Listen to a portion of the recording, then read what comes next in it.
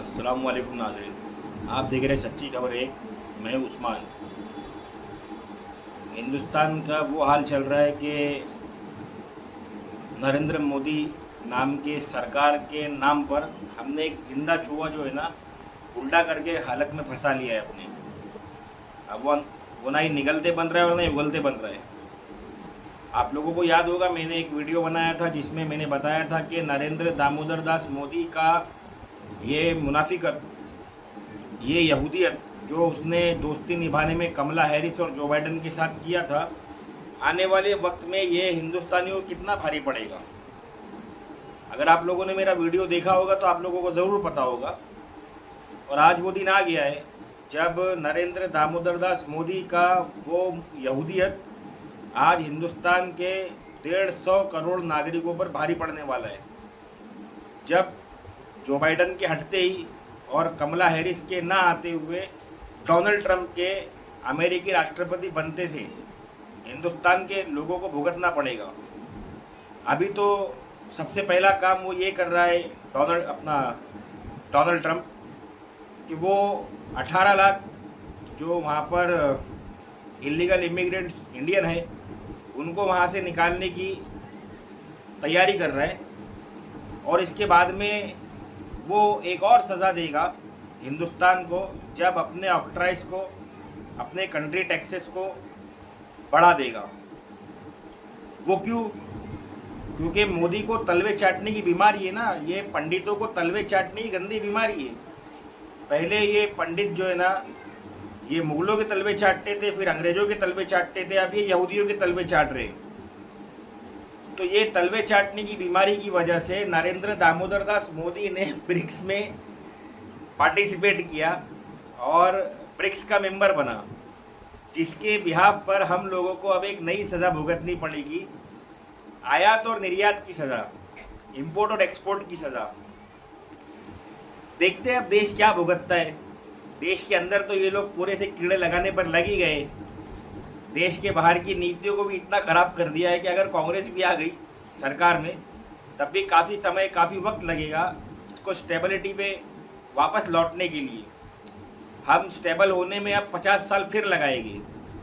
जैसे कि आज ब्रिटिशर्स ने हिंदुस्तान को छोड़ कर गया है और हम उन्नति की तरफ बढ़ने का पहला कदम उठा रहे हैं। अफसोस की बात है, इतना समझाने के बाद भी मेरे देश की जनता, इतना देखने के बाद भी मेरे देश की जनता इन सो कॉल्ड हिंदुओं के चक्कर में पड़ी हुई है, अपने देश का नुकसान नहीं समझ रही। कब समझेगी ये जनता अपने देश का नुकसान? देश बर्बाद हो जाने के बाद, फिर से गुलाम बन जाने के बाद, ये अकल की गुलामी क्यों आप लोगों को समझ में नहीं आ रही है कि आप लोगों की अकल को गुलाम कर दिया गया है। आप लोग पहले वाले गुलाम नहीं हो अभी, जिससे ये लोग 3 गुना लगान वसूलेगी। आप लोग अकली तौर पर गुलाम बन गए हो, जिससे 80 गुना लगान जो है ना ये सरकार आप लोगों से ले रही है। अभी जीएसटी 28 से 36% कर दिया गया। आप जो ना सामान भी बेचने जाओगे और सरकार के अगर लिखत में ये बात सरकार तक पहुंच गई तो सरकार उस पर भी जीएसटी लगाएगी। किस गफलत में मेरे हिंदुस्तानी भाई बहन जी रहे हैं। यहाँ दंगे करने की रोज साजिशें की जा रही है।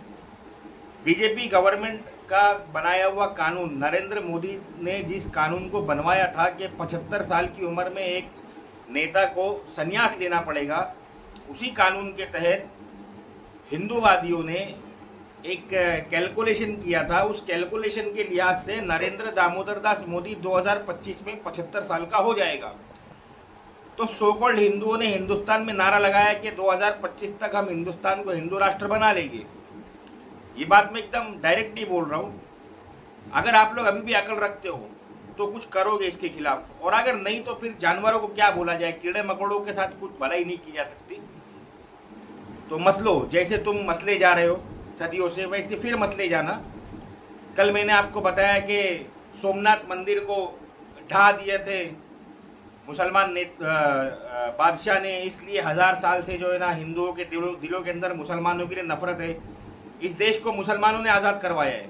इससे हिंदुओं के दिल में मोहब्बत नहीं जागी मुसलमानों को लेकर। ऐसे न जाने कितने काम मुसलमानों ने हिंदुस्तान के अंदर कर दिया, अपनी शहादत दी, अपनी प्रॉपर्टीज दे दी इस गवर्नमेंट को कि भाई देश चले हमारा। और ये आज़ादी के नाम पर 75 सालों से जो मुसलमानों का यहाँ पर उत्पीड़न मुसलमान झेल रहे, ये सोच कर के एक ना एक दिन तो मेरा देश समझ जाएगा, मेरे देश के लोग समझ जाएंगे, बिल्कुल धड़कन पिक्चर के अक्षय कुमार के घर वालों की तरह। वो बोलता है ना क्या, एक दिन तो आएगा कि तुम मान लोगे कि अंजलि के चरित्र पर दाग नहीं है। उसी तरीके से ये लोग मान जाएंगे कि नहीं, मुसलमान इस देश का भला चाहता है और मुसलमान ही है जिसकी वजह से तुम आज जिंदा बचे हुए हो। तुम्हारा बाप अमेरिका जल रहा है और ना बर्बाद हो रहा है पूरी तरीके से, तो तुम नहीं गए वहाँ उसकी मदद करने। वहाँ गया कौन? सऊदी अरब। सऊदी अरब ने $600 मिलियन का जो है ना फंड दे दिया, वहाँ पर इन्वेस्ट कर दिया। अब हिंदुस्तान में इन्वेस्ट करेगा वो 600 बिलियन वहाँ लगाने के बाद में? क्या किया तुम्हारे नरेंद्र मोदी ने तुम्हारे लिए? इंदिरा गांधी की चापलूसी ने, राजीव गांधी की चापलूसी ने दुनिया के निवेशकों को हिंदुस्तान की तरफ लाया था।